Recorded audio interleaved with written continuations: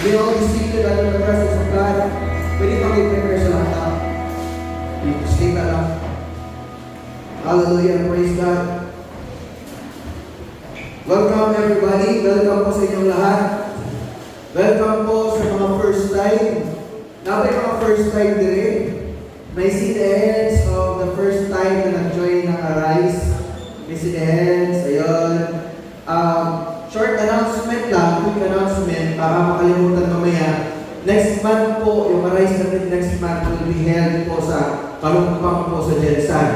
Okay, yung Arise natin doon. So, kung gusto nyo mag-attend next month, no, inform nyo lang kami o yung mga leaders namin para napalitan na itong pamaagi at ako ang masakyan pa itong Jensan na. No? So, again, welcome po sa lahat. You are in the perfect place. Hindi po kayo nagkamali kung nasaan kayo ngayon.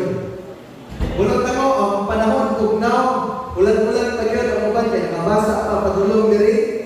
But, I thank the Lord kay ipili ka po ninyo mga ito diri. Inay mo pagpahit na salamat, ipili ko si Lord para magkakabiyon na. Pwede mo manaka sa 7-Eleven. Pwede mo manaka sa gawas, sa plaza. No, pero mas pipili mo si Lord para magbiin. No, that's why I'm so excited to share the Word of God. Siguro ba sa inyo, nakakita na mo sa poster, nakita na mo sa sa Facebook o sa akong topic. So this is not a surprise na sa itong tanan o sa itong topic karong gabi na. But I'm excited to share to you itong topic karong gabi because I believe na i-unlock si Lord, no? Na siya i-unlock sa itong kinabuhi. That might be some of us, we are struggling, nag-struggle na sa mga inaning butangan. But I believe that God will break every struggles and break every chains in our life before tamamulit karong gabi. Amen po ba? Hallelujah. I want you to open your Bibles with me. Hallelujah. Wala pa siya nakakuha. Para to. Nakasaksak na siya. Okay. Hallelujah. Praise God. Wala lagi siya naka-ano. Ha? Wala siya naka-open din sa PowerPoint. Ha? Bebe, dalang din. Mo nag-text ko na kailangan na yung password. Gusto ko na kung may order password, nakamay ko pa, no? Passwordan sa lang itong laptop ng soon para mapanay na ito nakapanay na siya din sa akong cellphone. Okay? Isa. Okay na. Okay. Hallelujah. Wala pa yung Bible dira, bring yung Bible sa Proverbs chapter 14 verse 12. Proverbs chapter 14. Hallelujah, praise God. Alright. Ayun ba? Yun, pwede na. Pwede, paklaro pa kung paklaro kasi ito gihapon. Proverbs chapter 14 verse 12. Kita na ito. Iyon yan rin. Tanaw ko yan. There is pwede sabihin na ito. 1, 2, 3, go. There is a way that seems right to a man, but its end is the way of death. Is the way of death. So sabi siya, there is a way that seems right. May mga bagay na feeling natin tama, feeling natin yun yung tama po. Bisaya mo na isakto. But at the end of the day, hallelujah, it will lead us to death. That's why our topic from the Biuna is about discernment versus desire. Discernment versus desire. Hallelujah. Binanggit ko pa, discernment versus desire. There is a way that seems right to men. Alam niyo po, isa sa pinaka na fail ng tagahapayang people karon is because ating na ito itong ginahimo tama. Ating na ito itong desisyon sa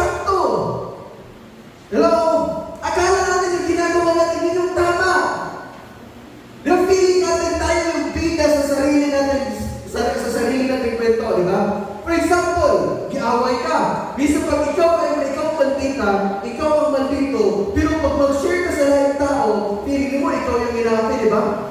Feeling mo ikaw yung tama. Why? Kasi ikaw yung bida sa sarili mong kwento. Hello? And the reality is, many young people fail, hallelujah, to discern what is right because we thought that what we're doing is right.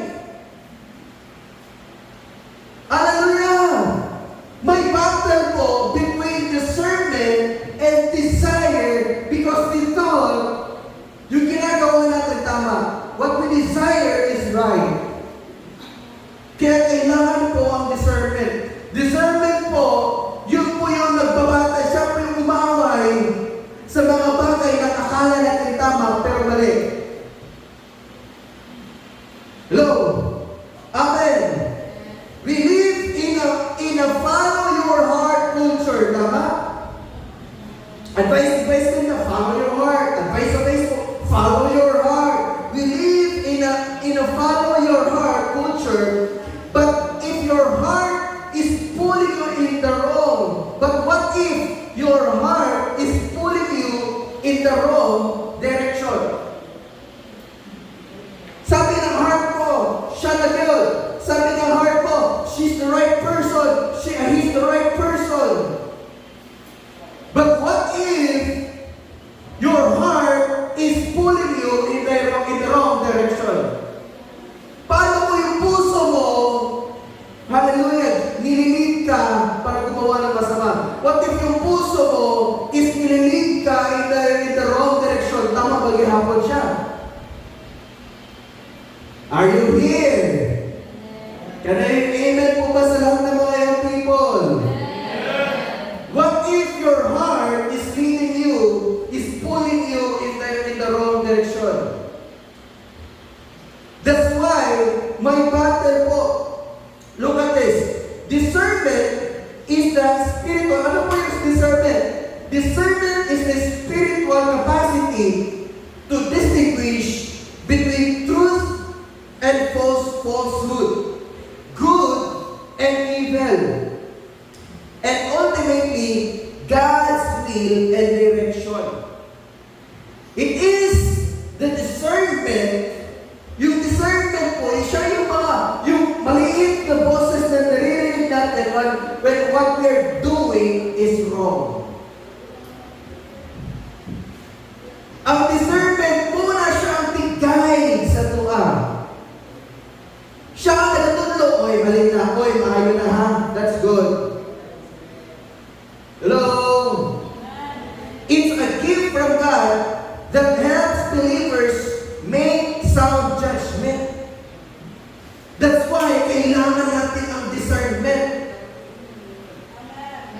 Make sound judgments and live accordance with His will. It involves recognizing God's guidance and God's voice, understanding spiritual truth, and applying wisdom to navigate life's complexities. Ang kinabuhi nato igsoon, mga young people, puno po ng desisyon. Pero sa kanina, di ba? Nag-decide ka ka. Simba ka ako, mabili kayo guys, magdili. Ulan man. Siguro kung magkasa akong ulan, makulit ako, sikunod ko. Di na ko ka-espila next week, magkasakit ko. So, dapat ito mga excuses, may maraming ka nga. Maraming ka nga. Mag-chat na lang siguro ko kay ate nga, di sa ko mag-join next month na lang. Yeah? Pero na discernment sa salon, hindi, mag-join ka. Pag-ilisog sa nila ka, pag-pinto ka, pag-likod ka, mag-join ka. Discernment yun. Hello? Amen. Life is full of decisions. Maski mga bata, gahin mo na sa desisyon. Kahit mga elementary student, gahin mo na ng desisyon. Tama? Mga high school student, may mga mahihirap na kayo ng desisyon. How much more yung pupunta ng college? How much more to graduating of college? It becomes more complex, it becomes more difficult as you grow older. Decisions will become harder and harder. Kaya pag minyoon na ka, mas lisod ang desisyon. Ang desisyon nyo karon kay piling na mo sa kantin, kung sa inyong kaunon sa kantin, ilanak pa lang. Pero pag high school ninyo, ilanin yung mga desisyon, yung mga mag-escape pa ka, or dili. Gawin mo yung sinunod na escape. Yung pag-college mo, mga desisyon na di mo sundan mo yung mukhang thesis, yung papers, o matulog na lang ka, di mo desisyon. Pero pag abot di mo o magtrabaho na ka, mas nagapalisod, di mo desisyon. Hangtod sa magtiguang ka, nagapalisod. Hello? That's why we need the power of discernment in our life. Desire, on the other hand, ano po yung desire? Desire generally refers to a strong longing or craving for something. Wow! Sino dito may nag-crave? Kung kini-crave kayo. Diba? It can be a positive force, such as a desire for God or righteousness, or a negative force leading to sinful actions. Hallelujah! It encompasses a range of emotion. That's why when you say desire, connected perminti ang emotion. Mula pag-limit na desire, di mo wala ang love life, di mo wala ang uyab, di mo wala ang wag-uwag. Ito naman. Sumpay na sila. Hello? Amen. It can be expressed as a wish, a need, or even a demand. Hallelujah. That's why yung desire po, minsan, ang ginaigong anak niya is naging ang heart. Tama din? Ang ginaigo sa iyong desire is your heart. That's why the Bible always reminds us to guard our hearts. Bantayan mo yung puso mo, heart. Bantay ka, bantay. Muatak ang desire ka ron. Pag kita gwapa, pag kita gwapo. Uy, pag kita o dindot tayo sa Shopee. The desire, napukaw ang desire. Gitira ang heart, kaya wala gibantayan ang heart. Nibigay si Inday, nibigay si Dodong. Amen. Muna ilang katinod, bisan unsa ka worshiper karon, kung dili mo bantayan ang imong heart, targeton yun na, matarget lock yun na sa desire. Hallelujah! Laman na sa arise, uya nakatapat ka gwapa. Kita ka gwapa din sa arise, tama? Tawag mo rin, maos na lang mo. Sige. Di ba? Oh. Napagkanta niyo tayo. Kanta rin mo ka sa itong verse nila ito kuhaan ka rin. Walay rason. Sa ating muudla, kibati ako, tabagi mo ba, limo, tungod kay di pangita ko. Masarap? Masarap ka? Tungod kay di pakita ko, ang dupamutan ako. Pero lahi mo kita now. Ang imuha ng tupad, din na si Lord. Diba? Kasi tayo tinigil, wala yung sulat, tayo na lang. Awit sa kupad din. Diba? Bantay ang heart. Tanawa na ito ha. What are the trends today that takes the heart or attention of the young people? Number one, pinaka-basic. Wala masyadong natatamaan nito. Pipila lang. Pinaka-basic na. Masipag gabi, masipag wala kay kwarta, masipag scroll, sige nag-buy, sige nag-add to cart. Hallelujah. Bili ka ng bili. Di ba? Hello? Yan ang tapos. Damay ang karaling namin. Hallelujah. Karaling namin kanatan ng mga teacher na ito. Ikaduha, kung sa malang na kasagaran karon ng mga takes sa heart sa mga people. Mobile games. What takes your heart, whatever it is, young people, what takes your heart, takes your time. Sabi na ko ha, What takes your heart, takes your time. Subo na to, ha? Subo na to. Sabay tagdanan. Okay? 1, 2, 3, go. What takes your heart, takes your time. Pag kukunin niyan yung puso mo, kukunin niyan yung oras mo. Are you here? Can I hear amen? Oh. Diba? Babad ka. Nagbasa mo Bible. Magbasa Bible ni Nani? Basa Bible sa cellphone ni Nani? Hello?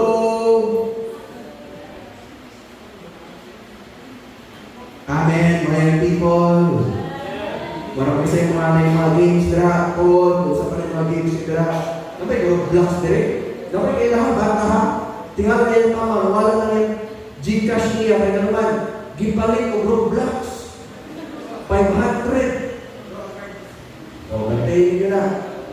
Mali. Mas malupit to. Ito, maraming nakakalit dito. Gusto mo ito? What takes your heart? Takes your time. Kasi maraming mga puso ang oras na sasayang dito.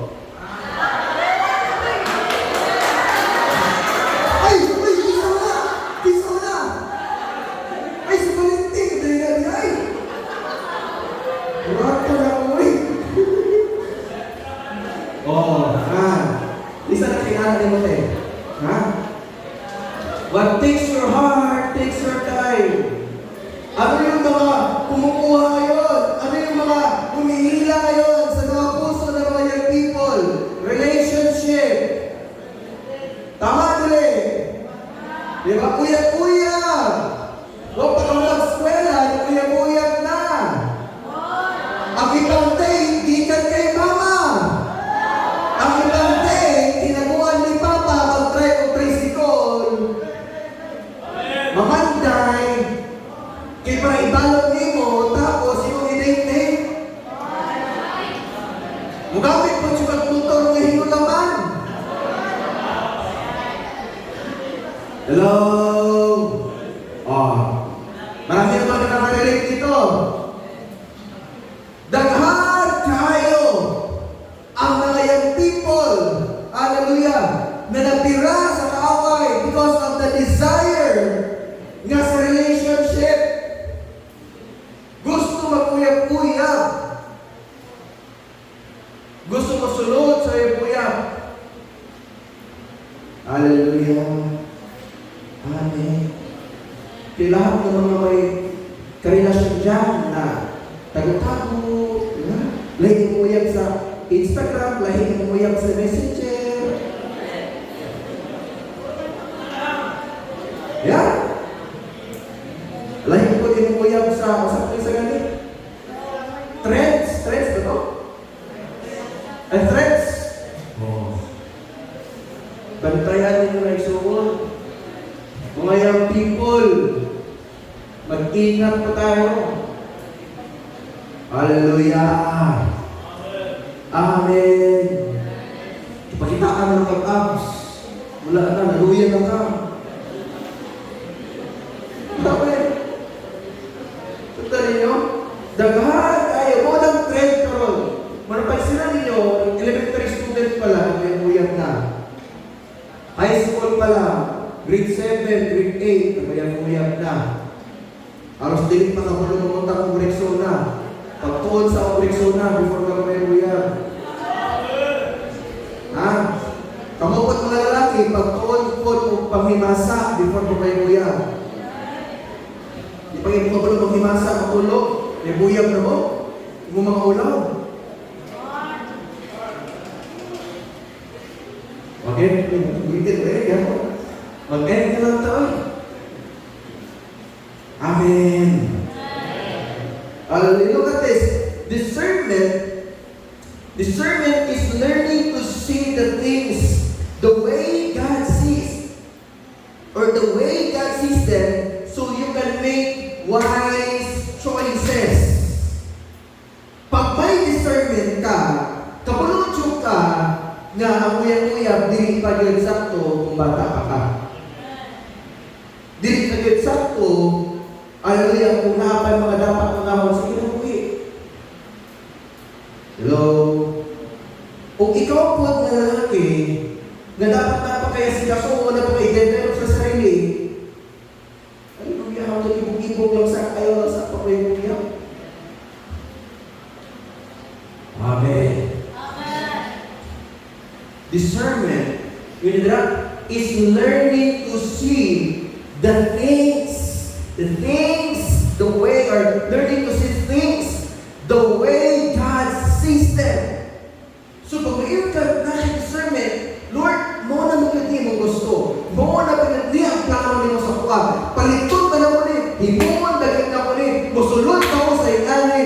It's always about unsay nakita ni Lord para sa imuha.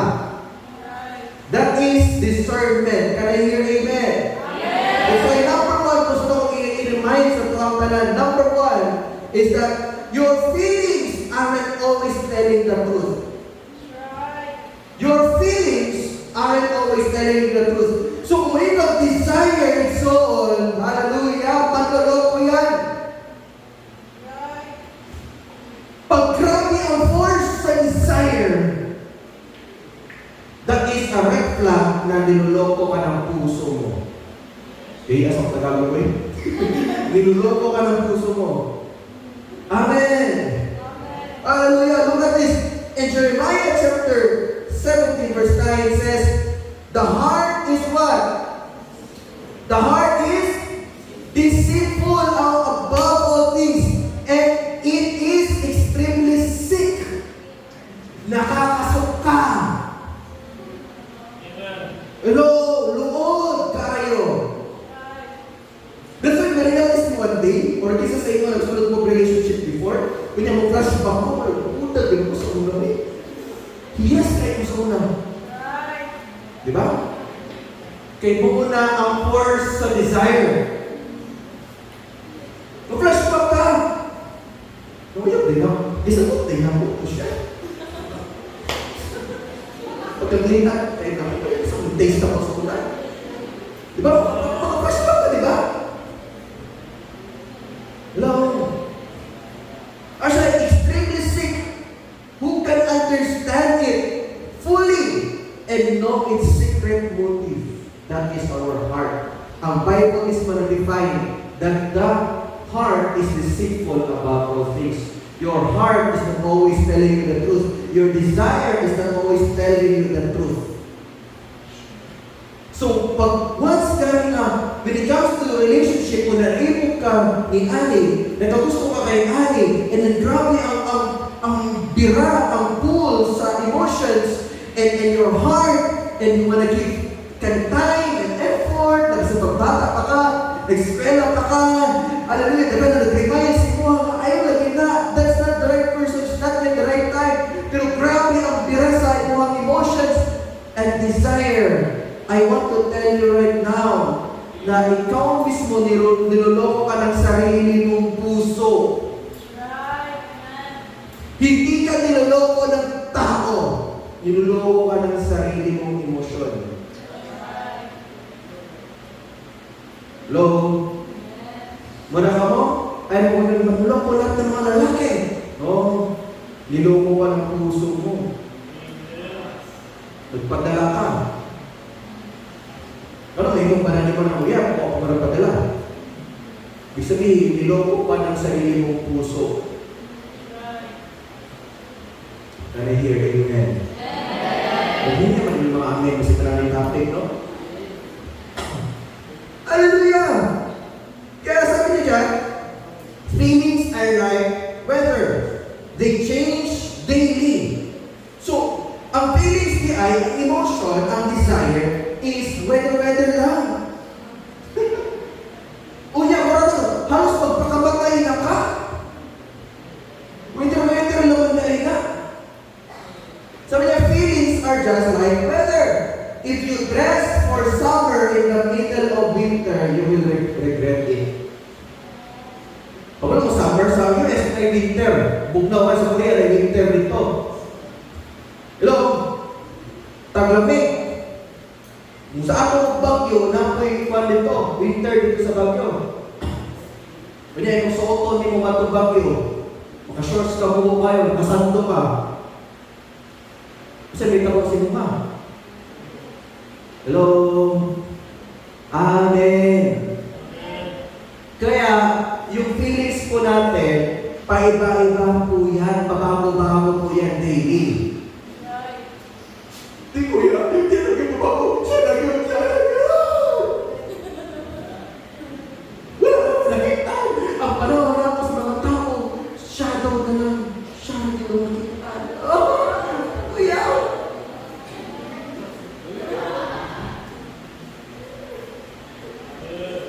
Are you sure? Sigurado ka ba na ikaw ay ginachanta na? Sigurado ba ka na ikaw ay ginag-I love you? Sigurado ba ka na ikaw ay yun? O kasi ikaw ang number 3? Hindi para sa iyo ha. Shadow ako ka na. Shadow. Pati mag-itangs ka din ng mga kalima mo. Siya na ba? Siya na yun. Siya na Jew. Hello? Amen. Hallelujah. Kaya bantayan na ito ng itong heart. Always guard your heart. Tell yourself, hallelujah, tell yourself, people, kana yung emotion, whether, guard your heart, guard your heart. Kaya yun naman, mas dako ang plano, hallelujah, o giandang ni Lord para sa iyong heart. Hello? Mas tindot ang giandam ni Lord sa iyong heart. Can you hear amen? Amen. Hallelujah. That's why in John chapter 16, verse 13 says, hallelujah, when the Spirit of truth, ang sabi kanina is, the heart is deceitful. Desire, always, ang definition sa desire, deceitful. Ayaw di po kayo pugalingon ha. Mag-ingat tayo sa desire na motivated by our hearts, or our hearts that is motivated by the worldly desires. Pero sabi dito sa John chapter 16, hallelujah, when the Spirit of truth, unsa man ang Spirit, it is the Holy Spirit. Tama? Kung sa'y connected sa Holy Spirit, discernment. Ang discernment, ingan ka pernitingon sa tinuod. Ang desire, hallelujah, ingan ka sa mga day tinuod. For example, ang nakita sa imo ang desire, guwapo, tangkad, matipuno, lalong ugtingog, lalaking lalaki. Pero yun sa discernment, hindi siya Christian. May bisyo siya. Pasakitan na naman, binaman naman na he's not a godly man. He's not the one I desire for you. Pero yun sa mong heart. Mo gini ang magkita, gini naman. Mo ni ang giparis na tsura, ang giparis ni Sanchay, mo ni giparis kay Guchupyo, mo ni giparis kay Ani. Kamukha niya. So, ang imo nakita sa mga salita, nakita naman sa mga teleserye. Hallelujah. Ang mo ito'y gusto niyo umita mo sa mga life. Diba? Hello? Pero sabi dito, when the Spirit of truth comes, He will guide you. Discernment will guide you. He will guide you into all truth. He will not speak on His own, but will tell you what He has heard. He will tell you about the future. If you want to know the future, discern. Amen. If you want to know the future of your partner, the future of your career, future ng buhay mo, yung mga decision mo, always follow and listen to your discernment. Amen. Yung discernment is the act of the Holy Spirit speaking to us and directing us what to do. While desire is plainly the flesh controlling us and manipulating us that will lead to destruction. Klaro na kayo mga igsoon. Klaro na mga young people. Hello? Amen. Lalo na tayo, we base our decision on what is trending. Uso, mapayang-uyag, tananin mo friends na iyak, ikaw na lang wala. Hindi ka makasabay sa trend. Hello? Amen. Ano kayo umiyak pag nasa pagwalo? Di ba? Can I hear amen? Pero kung makakapalo, it will lead to destruction. Number 2, desires can be good or dangerous. Kaya sabi dito, hallelujah, wanting to succeed in school or other things in life is good. If our desire is connected, hallelujah, to the desire of God. But when desire becomes an obsession, it can lead to compromise. Manabantayan na po. Hallelujah. Kaya it can be good, but it can lead to compromise. Ang sabi sa Galatians, chapter 5, verse 19 to 21, sabi nito, when you follow the desires of your sinful nature. Ano pa yung desire natin? The results are very clear. Sexual immorality. Di ko na kanila na ako kailangan na explain, illustrate. Hallelujah. Kadua, impurity, lustful pleasures, idolatry, sorcery. Ano mo sa sorcery? Karang Dr. Strange ba? Hallelujah. Hostility, quarreling, lagi ka magkikipag-away, jealousy. Oh, diba? Kasi patay niya, kasi silos-silos na nalaman mo. Hallelujah. Outburst of anger, dali kayo masuko, dali kayo inis. Selfish ambition, puro ako, ito gusto ko. Diba? Huwag kayo magkailang sa buhay ko. Diba? Ikaw gusto mong ilabot ng church, ikaw gusto mong ilabot ng leaders, ikaw kayo napuhi. Selfish ambition. Dissension, division, envy, drunkenness. Hallelujah. Nagsimula sa patikin-tikin. Diba? Ilaw-ilaw, ginagmay, try ako. Hallelujah. Ano sa ba? Wala man di kutang drink, pero kung also ni that time, kung sino di kutang drink? Vaping. Oh, di ba? Ano pala nila, vape? Wala lang natin, hindi joke lang. Wala yung biglas. Hallelujah. Pero nakita na to, it's also bad. Hallelujah. Ano pa? Division, envy, drunkenness, wild parties, and other sins like this. Let me tell you again, as I have before, that anyone living that sort of life will not inherit the kingdom of God. Hello? Amen.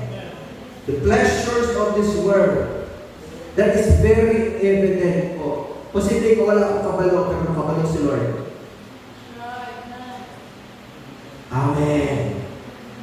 Posible wala na kabalo yung leader, pero nakabalo si Lord. Hello? When you follow the desires of your sinful nature. Look at this. James chapter 1. This is what happened. Hallelujah. When we follow the desires of our sinful nature. James chapter 1 verse 14 to 15. But each person is tempted when they are drawn away by their own evil desire. Mas pala ko ha? Ang temptation, ang evil desire, diniigan sa social media, diniigan sa mga tatawan sa TV, diniigan sa mga tao, diniigan sa mga sa friends. Ang evil desire is started sa imo ang sarili. Ewan sa Bible, all evil desire. Wala kayo na, siya mang good. No, ikaw mang good. Amen. Iwan niya na? O sa inyo? Ano siya? They are drawn away by their own evil desire and enticed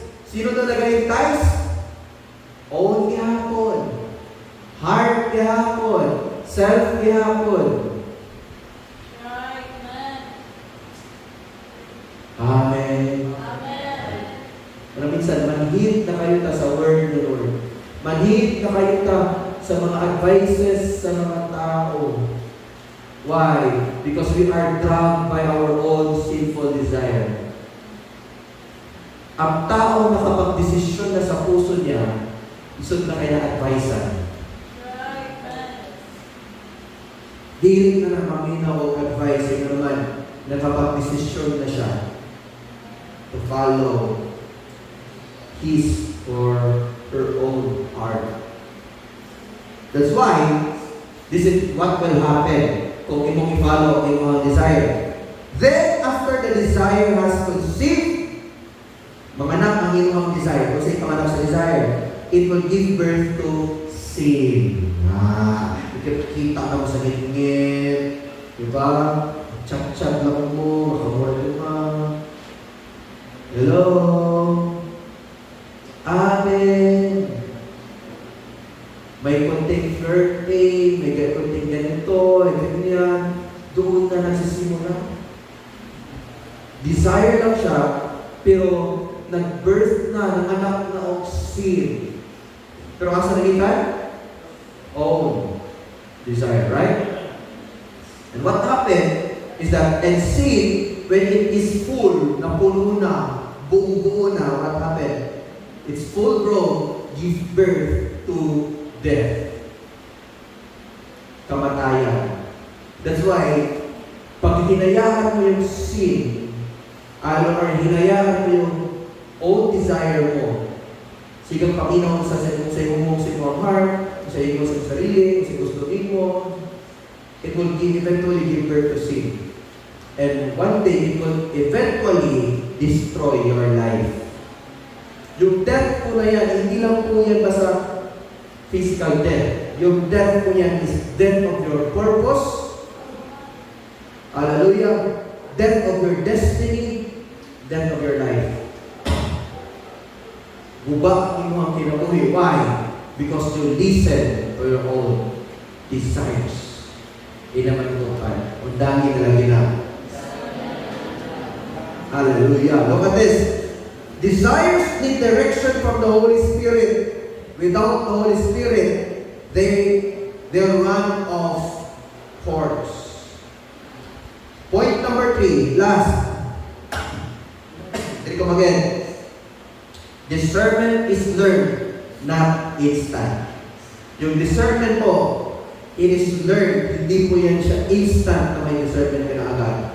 So what happened? Sabi sa John chapter 10, verse 27, my sheep listen to my voice. I know them and they follow me. When you keep listening to the voice of the Holy Spirit, ma-practice imong spirit to listen to God and follow God. Amen. Hallelujah. Kaya minsan, hallelujah, especially when you are making decisions, dapat paminawag ipininti ang tingog sa Holy Spirit. Paminawag ipininti ang tingog sa discernment sa iyong life. For example, one time, na ako sa JP Music, o ako magod, basta na ako sa store, sa music store, mga tol, pinakakamot, marang hindi ko pwede makagawas na wala ko ipalipon. So, I was there sa music store, karo ko lang, pinapalipon ko, karo ko lang ng da, kay na-discount, 50% off. Grabe. May kay palipon. Samta nagunit ko, need ka na ko ngayon. Kung palipon na ko ngayon, hinala ko mag-reserve. Kung palipon na ko ngayon, ganito na ko kunyang gabi. Pero after na kumito ng gabi, magamit pag-iapa ko. Sunod adlaw, next week, next week. Kung kaning 3 mail, ako na siya i-prepare or ibayad ako sa uban akong payroll ko, impas na akong utang, impas na akong payroll ko. Di ba naman mo na discernment? And there's a voice inside na pagpuyo, ibalik na dito sa shelf. Ibalik. String na lang ako kaya, 150 na string.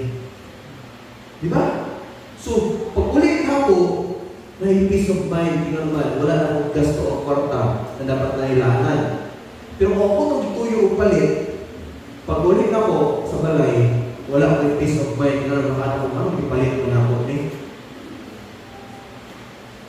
Hello? Sino nakatry ng ganyan sa inyo? Di ba? Oh. Wala ko ba sa inyo na may giving desisyon, nag-imahayan ninyo tayo afterwards.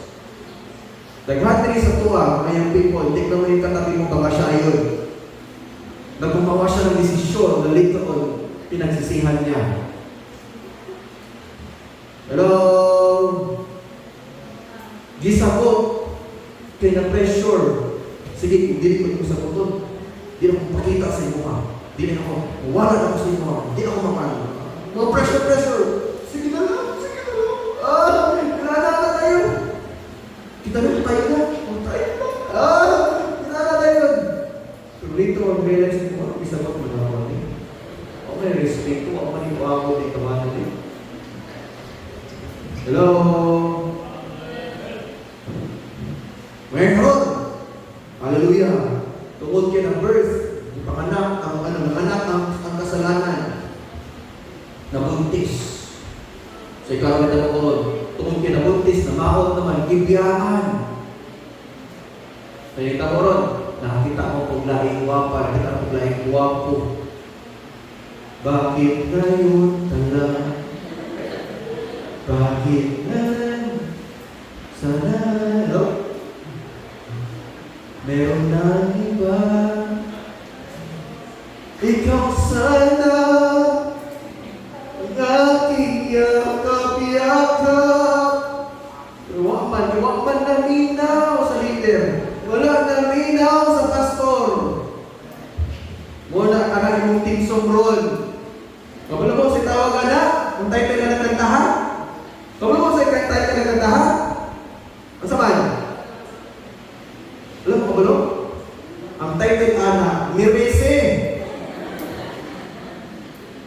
Tama nila eh. Kung basa mo ng context sa lyrics, Mirese ang tawag ana. Kaya wala na muna, nagkanta mo, ikaw sana ang aking yakap-yakap. Oh, na, Mirese. Diba? Kasi gusto mo kantaan ang one day sa mga kamay. Hindi mo kanan na sa piling, bukos na ka. Yung classmate, naglaglaag, enjoy sa life, naglalag sa Ginoo. Pero tungkol ikaw, wala ka na ninaw. Hallelujah. Are you here? That's why, listen to the voice of God. Sabi doon, the more you practice listening to God, the easier to recognize His voice over the noise. Di ka magpadala sa pressure, di ka magpadala sa saging sa desire. Why? Because you practice listening to the voice of God. Alam ko po, unang-una, mahina pa yan. Yung voice ng Holy Spirit, voice ng discernment, mahina pa yan. Kasi masyado tayo nanginginig sa boses ng mundo. But the more we listen to the voice of the Holy Spirit, ayaw din mo mali na, ayaw din mo pero the more that you listen, the more lumalakas yung tunog. Dati hindi mo na, ayaw sa iyo stop. Pero kung gaya talaga, pamilyo ka sa boses ng Holy Spirit, mas maging klaro siya, mas maging clear siya. What you need is practicing listening to the Holy Spirit. Sabi niya, hallelujah. In Hebrews chapter 5, verse 14, but solid food belongs to those who are full of age. That is, who by reason of use have their senses exercised to discern both good and evil. Ano po ibig sabihin na sinasabi dyan? Solid food. Yun po yung taong nagmamature sa Panginoon. Yun po yung taong nag-grow kay Lord. Yun po yung taong mas nag-worship kay Lord, nag-expectant kay Lord, mas pinupursue yung mga purpose at saka yung will ng Lord sa buhay niya. Yun po yung mga tao na kailangan ng solid food. Nagmamature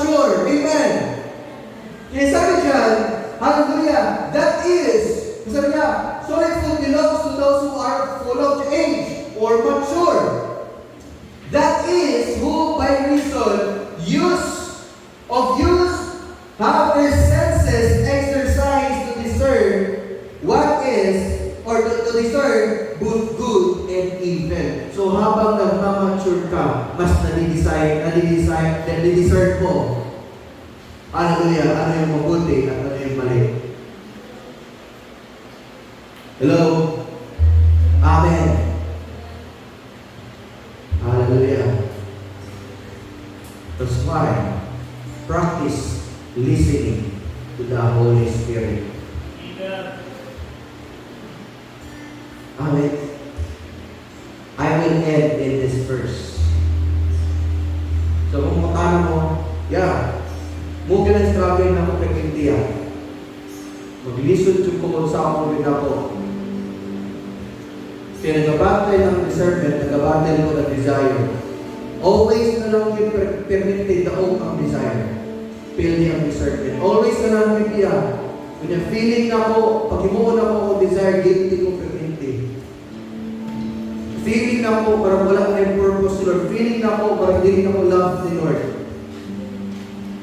Kung sa ako man ako, kung sa'y dapat na akong imuon. Hello? I want to remind you in this verse. I want to remind you in this verse. Galatians chapter 2 verse 20. Ingon, I have been crucified with Christ. As the heads of their people who have been crucified with Christ. As the heads, lahat ng mayang people. Are you crucified with Christ?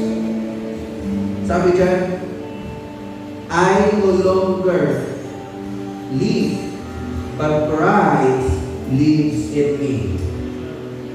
It's no longer I who live, but it is Christ lives in me.